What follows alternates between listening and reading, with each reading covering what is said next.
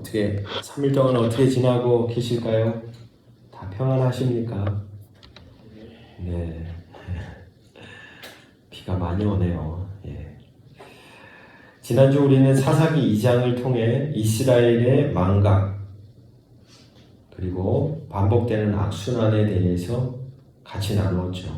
하나님을 잊고 바알을 따르다가 압제를 당하고 다시 부르짖고 다시 사사를 만나 구원을 받고 또다시 잊어버리고 이 사이클이 계속 반복되는 책이 사사기입니다. 오늘 우리는 그 악순환 속에서 등장한 가장 인상적인 인물 중 한 사람을 만나보려고 합니다. 우리가 이미 읽은 것처럼 그 주인공은 드보라입니다. 드보라가 등장하는 시대 배경을 먼저 보십시오. 오늘 1절에서 쭉 보면 에훗이라는 사사가 죽자 이스라엘이 다시 하나님을 떠납니다. 그 결과 하나님은 이스라엘을 하솔 왕 야빈의 손에 넘겨줍니다.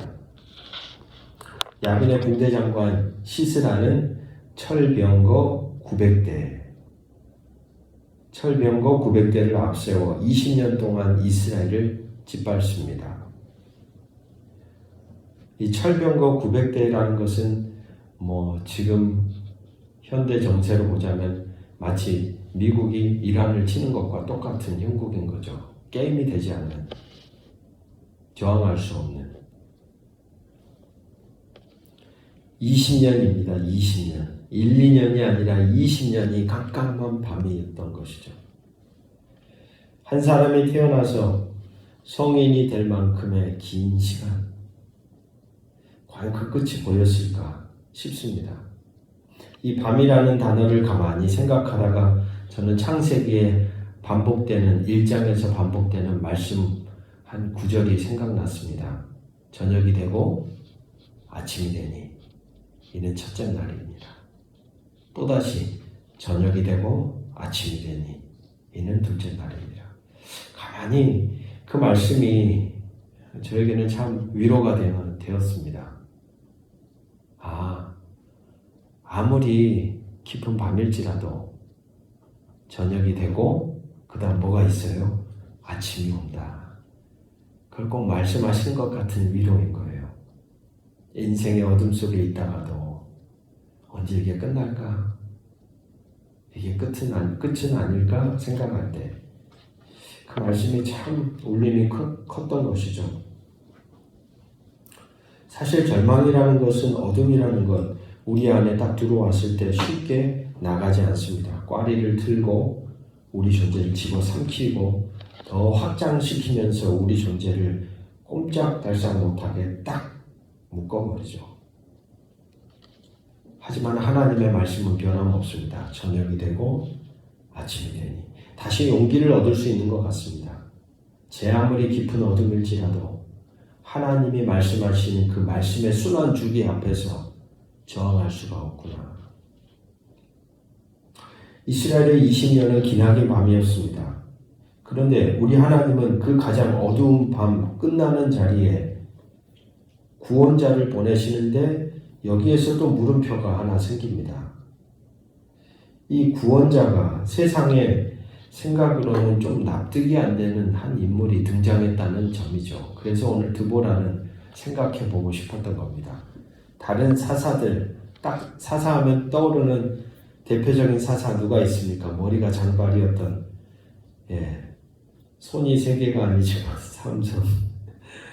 그런 힘 있는 사사, 싸움 잘하는 사사,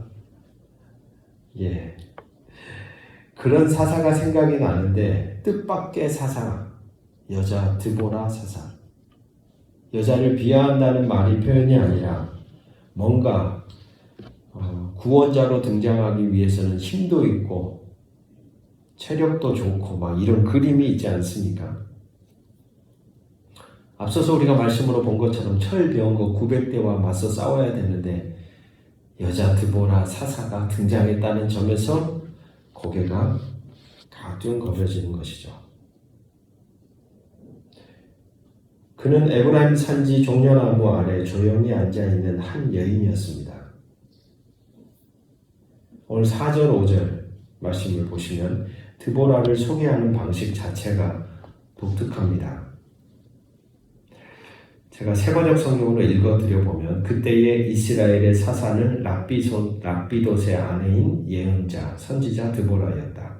그는 에브라임 산간 지방인 라마와 베델 사이에 있는 드보라의 종려나무 아래에 앉아 있으면 이스라엘 자손은 그에게 나와 재판을 받곤 하였다.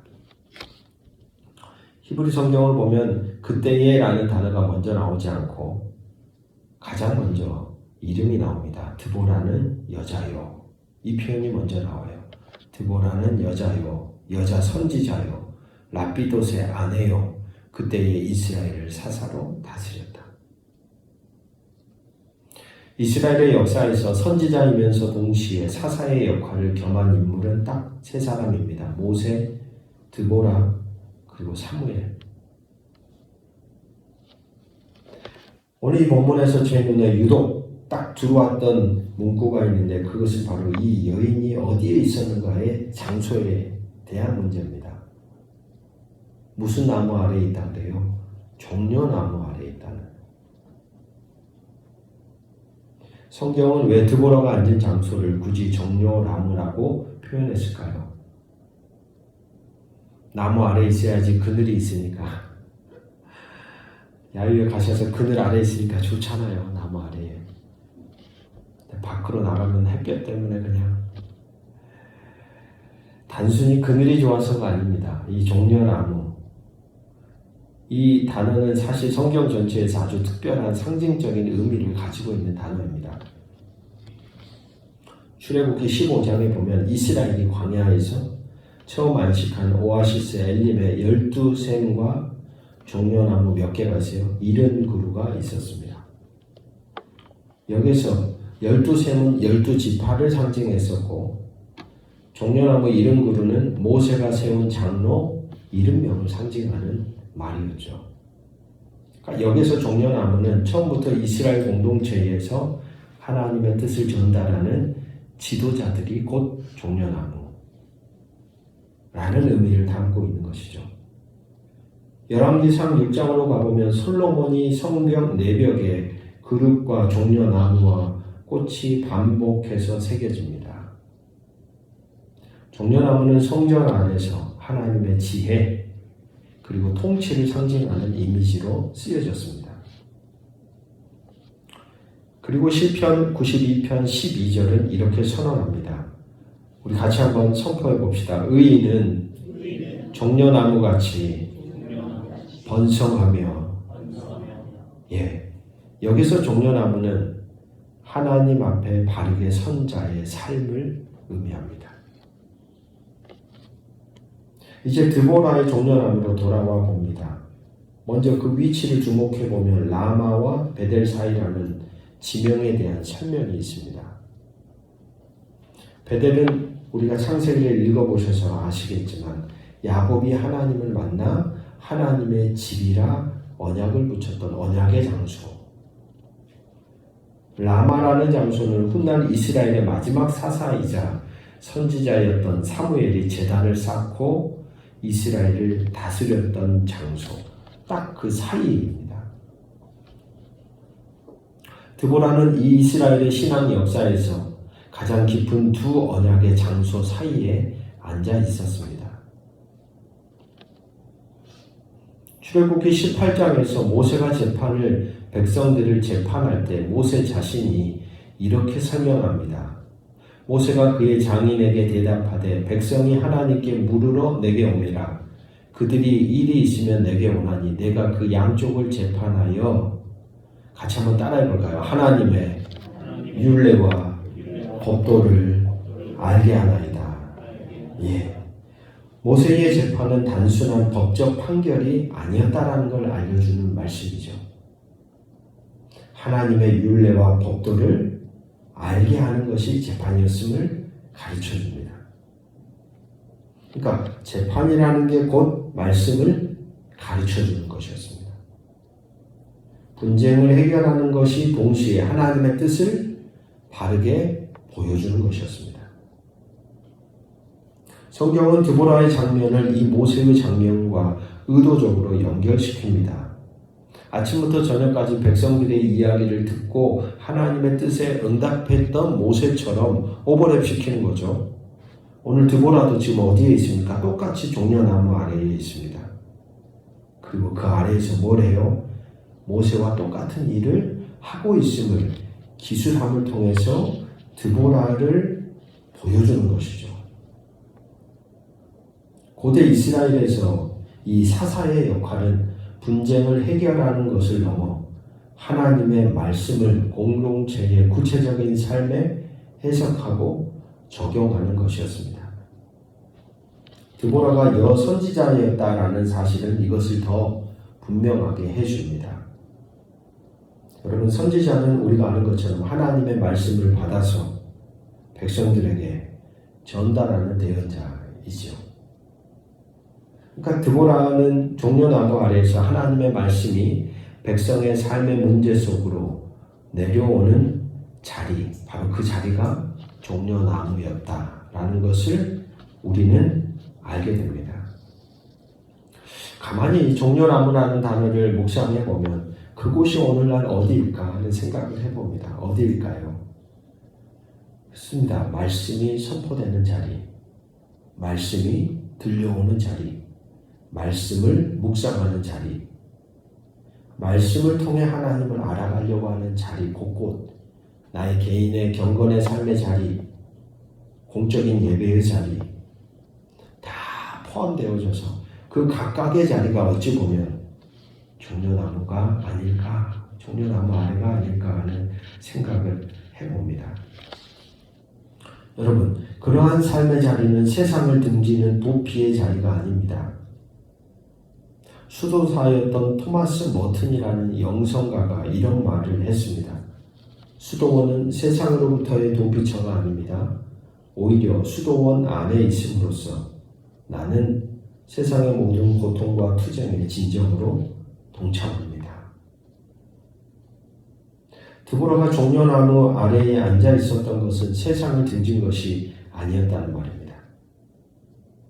그 고요한 자리에서 이스라엘 전체의 고통과 가장 깊이 이어져 있었습니다.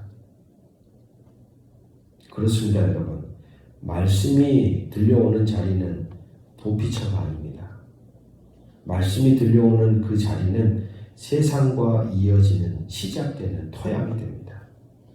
반드시 하나님의 말씀은 세상과 우리를 연결시킵니다. 동떨어지게 만들지 않는다는 말입니다.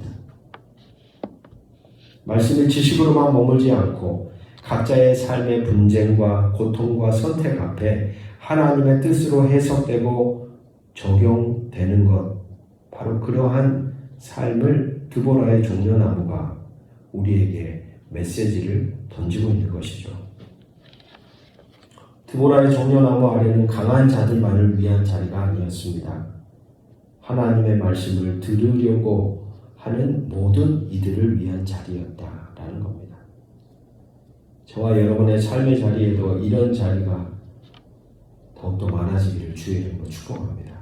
종려나무 아래에, 가정 안의 종려나무 아래에, 교회의 종려나무 아래에, 내 일상 직장의 터전의 종려나무 아래에, 종려나무 아래에서 하나님의 말씀을 깊이 뿌리내리고 살던 드보라는 바락을 불러 하나님의 명령을 전달합니다. 6절 7절을 보면 하루는 드보라가 사람을 보내어 납달리의 게데스에서 아비노함의 아들 바락을 불러다가 그에게 말합니다. 주 이스라엘의 하나님이 분명히 이렇게 명하셨습니다. 너는 납달리 지파와 스불론 지파에서 10,000명을 이끌고 다볼 산으로 가거라. 야빈의 군지관 시스라와 그의 철병거와 그 많은 군대를 기송 강가로 끌어들여 너의 손에 넘겨주겠다. 10,000명의 보병을 끌고 다볼산으로 올라가라고 합니다. 그리고 기동력이 극대화되는 평지인 기손강으로 내려가 철병거 900대하고 싸우라는 거예요. 여러분, 이건 전투를 해본 사람이라면 이게 얼마나 무모한 일이다라는 걸 금방 알 수 있습니다. 이 철병거 900대하고 좀 더 쉽게 이 철병거를 무력화시키는 곳은 평지가 아니라 산이죠, 산. 근데 산으로 올라가라고 했다가 그들이 평지인 기송강으로 올 때 내려가서 뭐 해라는 거예요? 싸우라는 거예요. 아마도 그래서였을까요? 그런 전장의 현실을 누구보다도 뼈저리게 잘 아는 이 바락이라는 이 남자에게는, 장군에게는 이 명령이 그야말로 무모한 자살행위처럼 들렸을 겁니다. 압도적인 무력의 차이, 그 숨막히는 현실 앞에서 바락은 오늘 우리가 읽은 것처럼 이렇게 대답합니다. 드보라에게 이런 얘기를 하는 거예요. 남자 장군이, 이건 너무 말도 안 되는 얘기니까 이 여인에게, 사사에게, 그대가 나와 함께 가면 나도 가겠지만 그대가 나와 함께 가지 않으면 나도 가지 않겠소. 사실 이 바락이라는 사람의 이름이 어디에 또 등장하냐면요, 히브리서에 등장합니다. 믿음의 사람들 명단에 이 바락이 들어가 있어요. 어떤 믿음일까? 물음표입니다. 왜 신약의 저자들은 이 바락을 믿음의 사람이라고 해석을 했을까? 아직 다 깊이 이해할 수는 없지만 사실 이 사사기 본문이 보여주는 바락의 진짜 얼굴은 뭘까? 가만히 이 사사기 말씀을 천천히 살펴봅니다. 두려움에 압도된 지극히 연약한 인간의 조건부 순종에 가깝습니다. 눈에 보이지 않는 하나님의 약속만으로는 어딜 갈 수가 없는 거예요. 저 무모한 전쟁터로 갈 수가 없는 거예요. 용기가 나지 않았던 겁니다. 그래서 바락은 눈에 보이는 확고한 대리자 누구의 소매를 붙잡습니까? 이 드보라 여인의 소매를 딱 잡는 겁니다. 당신이 나랑 가면 내가 가고 아니면 나는 못 갑니다. 하지만 여러분, 하나님의 말씀 앞에서 주저하며 눈에 보이는 누군가가 곁에 있어 주어야만 겨우 한 걸음 내딛는 바락의 이 솔직하고 연약한 모습 어떠신가요? 어쩌면 매일매일 우리의 삶을 짓누르는 거대한 철병거 앞에서 서성이는 우리의 모습과 참 닮아있다라는 생각을 합니다. 놀랍게도 하나님은 이런 바락의 조건부 믿음을 내치지 않으시잖아요. 드보라는 바락의 요구에 흔쾌히 응하며 기어이 그와 동행합니다. 물론 뼈아픈 한마디를 덧붙이죠. 4장 9절. 내가 당신과 함께 갑니다. 그러나 하나님께서 시스라를 한 여자의 손에 내주실 것이고 장군께서는 이번에 영광을 얻지 못할 겁니다. 바락의 시선은 철저히 두려운 현실에 머물러 있습니다. 그러나 이렇게 대조적일 수가 있을까요? 바락의 시선은 철저히 두려운 현실에만 머물러 있습니다. 그러나 척박한 땅에서도 흔들림 없이 생명력을 뿜어내는 종려나무처럼 하나님의 말씀에 깊이 닻을 내린 드보라는 어떻습니까? 달랐습니다. 드보라에게는 눈앞의 철병거보다 하나님의 말씀이 더 무겁고 뚜렷한 실제였다는 점을 우리는 주목해야 합니다. 현실을 기가 막히게 판단하는 이 바락보다 눈에 분명히 보이지는 않으나 더 무겁고 뚜렷한 실제처럼 믿음으로 붙잡고 서 있는 이 드보라의 모습을 우리는 주목해서 보아야 합니다. 그리고 마침내 결정적인 순간이 옵니다. 4장 14절. 드보라가 바락에게 이르되 일어나라. 이는 여호와께서 시스라를 내 손에 넘겨주신 날이라. 여호와께서 너 앞에 앞서 나가지 아니하시느냐 하는지라. 이에 바락이 10,000명을 거느리고 다볼산에서 내려가니. 일어나라. 쿰. 이 선포는 어디에서 나왔을까요? 전력의 절대적 열세 앞에서도 흔들림 없이 외칠 수 있었던 이 여인 드보라의 담대함은 즉흥적인 용기가 아닙니다. 배짱이 아닙니다. 오랫동안 아까 우리가 서두에 살펴봤던 종려나무 아래에서 오랫동안 하나님의 말씀 앞에 앉아 있었던 사람입니다. 눈에 보이는 힘과 무기가 아니라 보이지 않는 말씀에 대한 순종으로 살아온 자에게서 흘러나온 것이죠.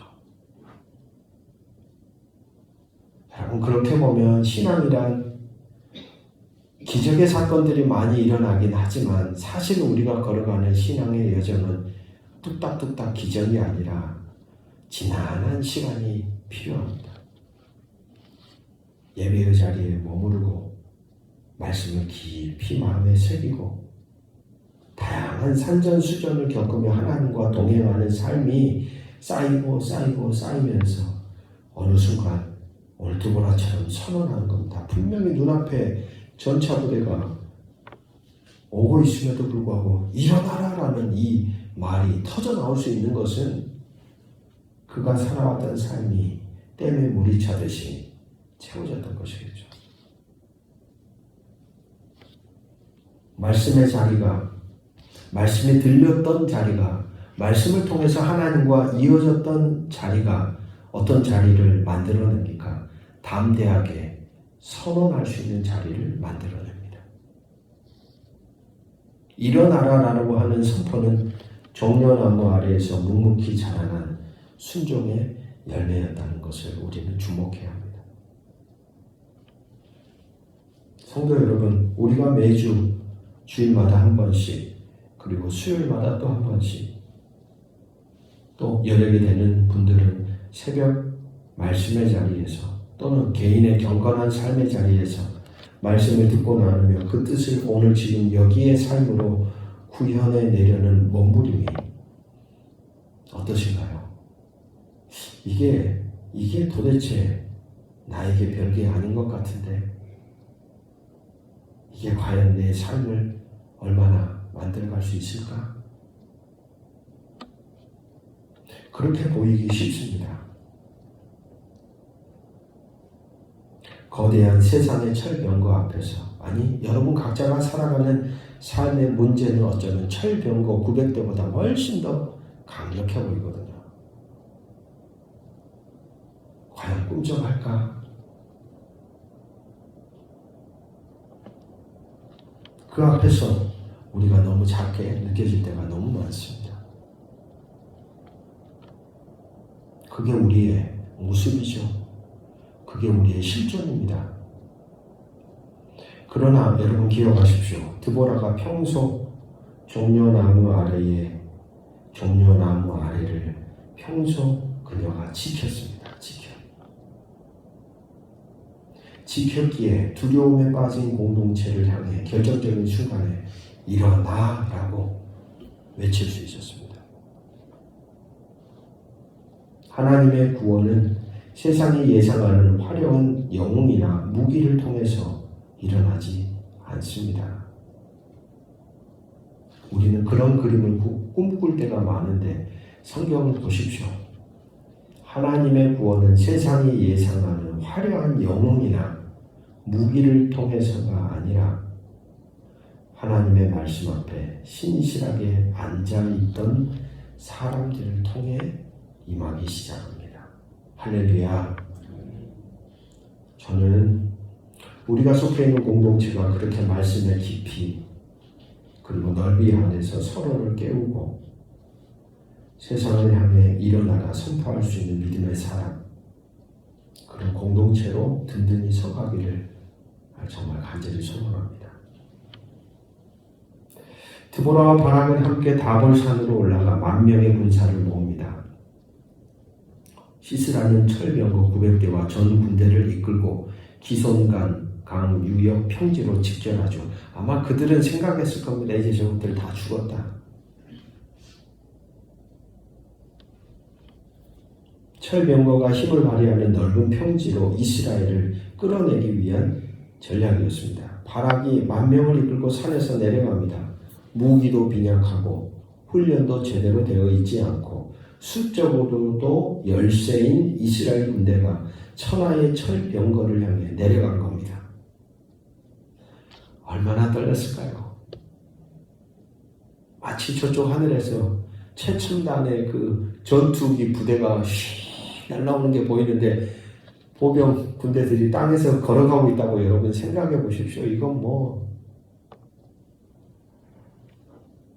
그런데 그때 하나님이 개입합니다. 드보라의 노래인 사사기 5장은 그 순간을 이렇게 증언합니다. 제가 표준 세번역 성경으로 읽어드려 볼게요. 별들이 하늘에서 시스라와 싸웠고 그 다니는 길에서 그와 싸웠다. 기손 강물이 그들을 휩쓸어 갔고 옛 강 기손의 물결이 그들을 휩쓸어 갔다. 나의 영혼아 너는 힘차게 진군하여라. 여러분, 하늘에서 별들이 싸웠다는 것은 시적 표현인데 폭풍우가 쏟아졌다는 표현을 묘사하는 겁니다. 기손강에 갑자기 폭우가 쏟아져서 이제 뭐가 됐을까요? 막 물이 밀려왔던 거예요. 건기에는 거의 말라 있었던 이 강이 범람하자 마른 평지에서만 힘을 발휘하던 철병거가 어떻게 됐을까요? 갑자기 쏟아내린 그 물의 땅이 진흙천지가 되기 시작하고 이 병거가 굴러갈 수가 없는 꼼짝 못하게 하는 오히려 발목을 잡는 상황이 발생하게 된 것이죠. 당시 최강의 무기 체계가 하나님의 뭐 하나에 빗줄기 하나에 무용지물이 돼. 참 이 대목을 보면 그런 생각이 여러분 인생에 그런 경험들이 종종 있으셨을 겁니다. 전혀 예상하지 못한 방법을 통해서 통로를 통해서 하나님이 싸우신다는 것. 우리가 기대하는 방식이 아닌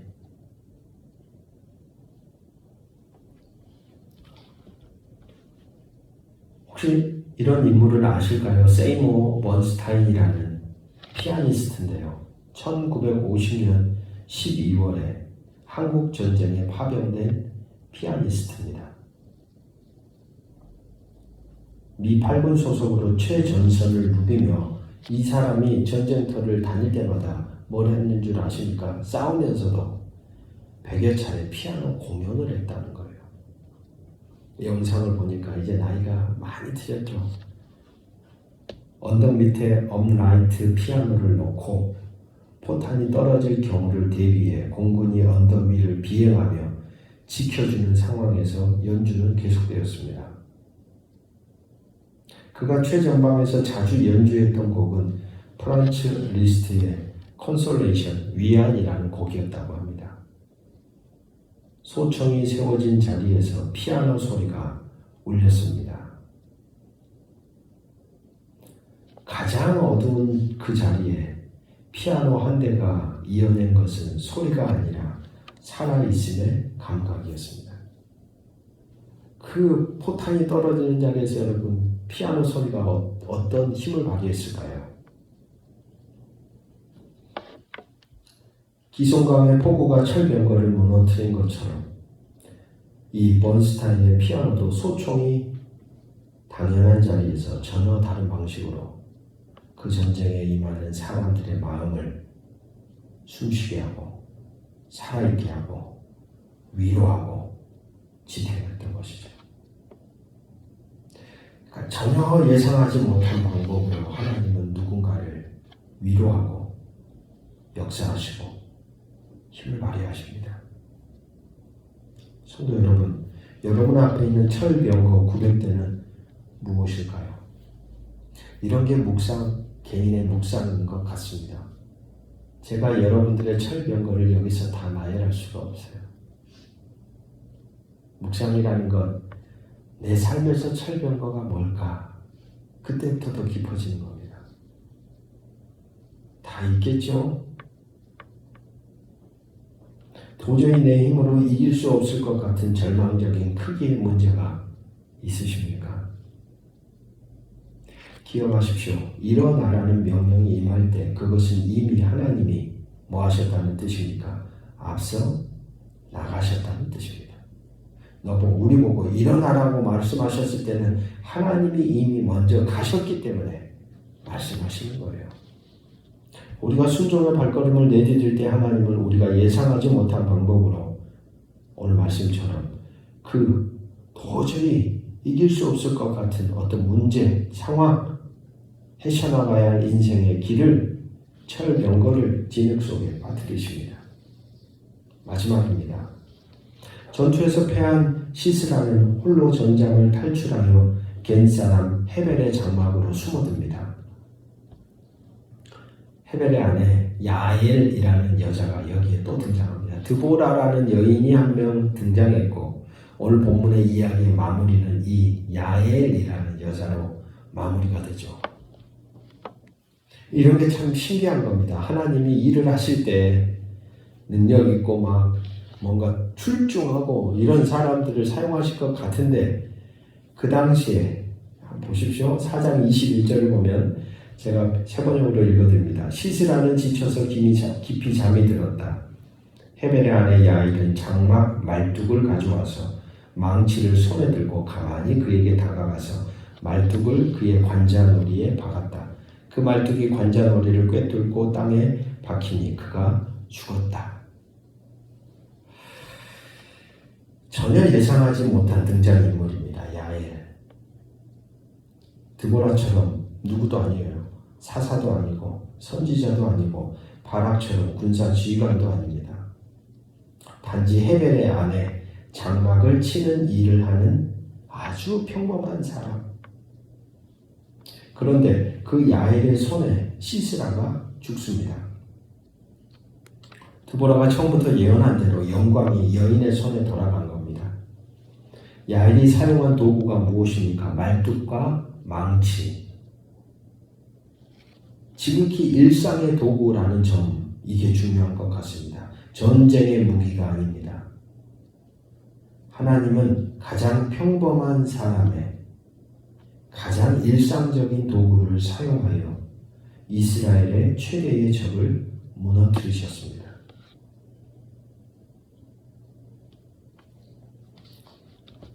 사사기 4장은 보여줍니다. 하나님 나라의 전쟁 방식이 세상의 논리를 뒤집는다는 것을. 강한 자의 칼이 아니라 평범한 자의 순종이 역사를 바꿉니다. 성도 여러분, 여러분이 너무 평범하다고 생각하시는 분 계신가요? 나에게는 특별한 은사도 없고 화려한 배경도 없고 기타 등등 없는 것만 많이 보이시죠? 살다 보면. 그렇지만 오늘 본문에 이 야엘이라는 마지막 여인을 기억해 보십시오. 하나님은 장막 말뚝 하나로 철병거를 이끌어갔던 장군을 무너뜨리시는 분입니다. 어찌 보면 여러분의 가장 평범한 일상, 가장 작은 순종 위에 하나님의 가장 위대한 역사가 임할 수 있습니다. 말씀을 맺습니다. 사사기 5장은 드보라와 바락이 함께 부른 승리의 노래입니다. 이 노래는 이스라엘 문학 중에 가장 오래된 시편 중 하나로 꼽힌다고 합니다. 5장 1절에서 3절을 보면 그날 드보라와 아비노함의 아들 바락이 이런 노래를 불렀다. 이스라엘의 영도자들은 앞장서서 이끌고 백성은 기꺼이 헌신하니 주님을 찬양하여라. 너희 왕들아 들어라. 너희 통치자들아 귀를 기울여라. 나 곧 내가 주님을 노래하련다. 주 이스라엘의 하나님을 찬양하련다. 20년의 압제가 끝났습니다. 철병거 900대가 기송강 진흙 속에 잠겼습니다. 그 승리 앞에서 드보라가 부른 노래는 자신의 용기를 칭찬하지 않습니다. 바락의 전술을 높이지도 않습니다. 오직 하나님을 찬양합니다. 이것이 하나님 나라 백성의 노래라는 생각이 듭니다. 오늘 우리는 세 사람에게서 세 가지를 배웠습니다. 드보라처럼 종려나무 아래에서 말씀 앞에 신실하게 머무르십시오. 그 고요한 자리가 세상과 가장 깊이 이어지는 자리이며 결정적인 선포는 그 자리에서 자라납니다. 바락처럼 두려움이 있어도 하나님의 임재를 붙들고 일어나십시오. 두려움이 없어지기를 기다리지 마시고 하나님의 임재를 붙들고 용기 내어 일어나 나가십시오. 야엘처럼 가장 평범한 일상의 도구로 순종하십시오. 내 손에 있는 것으로, 내가 할 수 있는 것으로 응답하시면 됩니다. 이번 한 주 먼저 여러분의 종려나무 아래 자리를 지키십시오. 그 말씀의 자리에서 하나님이 일어나라고 말씀하시는 순간이 옵니다. 그때 순종의 첫 발을 내디디십시오. 그 순종 위에 오늘 우리가 읽었던 기손강의 역사가 우리에게도 임할 거라고 저는 믿습니다. 주님, 우리는 드보라가 앉아있던 에브라임 산지 종려나무 아래를 바라보았습니다. 단순한 재판석이 아니라 하나님의 말씀이 백성의 삶 속으로 내려오는 자리, 하나님의 뜻을 가르치던 자리, 베델과 라마 사이 이스라엘의 가장 깊은 언약의 장소들 사이에서 드보라는 날마다 그 자리를 지켰습니다. 세상을 등진 게 아니라 그 자리에서 이스라엘 전체의 고통과 하나님과 가장 깊이 이어져 있었던 겁니다. 우리가 함께 앉아있는 이 예배의 자리가 드보라의 종려나무 같은 자리가 되게 하옵소서. 말씀이 지식으로만 머물지 않고 직장의 문제와 갈등 앞에서, 가정의 다툼 앞에서, 인생의 다양한 선택 앞에서 하나님의 뜻으로 해석하고 살아 움직이며 응답하는 자리가 되게 하옵소서. 하나님, 우리는 드보라처럼 그 종려나무 아래를 지키지 못할 때가 참 많습니다. 두려움 앞에 주저앉았던 날이 많습니다. 그러나 그 종려나무 아래를 지켰을 때 일어나라는 선포가 흘러나왔고 기손강의 역사가 임했습니다. 우리도 그 자리로 돌아가게 하옵소서. 지금 우리 앞에도 철병거 900대와 같은 문제들이 있습니다. 내 힘으로 이길 수 없는 다양한 문제, 직장의 문제, 가정의 문제, 건강의 두려움, 아직 회복되지 않는 관계, 그 문제들 앞에 드보라처럼 먼저 말씀 앞에 앉고 바락처럼 두려운 채로 일어서며 야엘처럼 내 손에 쥐어져 있는 것으로 순종하게 하옵소서. 기손강의 폭우처럼 예상치 못한 방법으로 우리의 철병거들을 잠들게 하옵소서. 그리고 승리의 자리에서 드보라처럼 찬송하게 하옵소서. 내 힘이 아니라 여호와 하나님의 이름을 높입니다. 기손강의 폭우를 보내시는 하나님, 종려나무 아래에 드보라를 부르신 하나님, 예수 그리스도의 이름으로 간절히 기도드립니다. 아멘.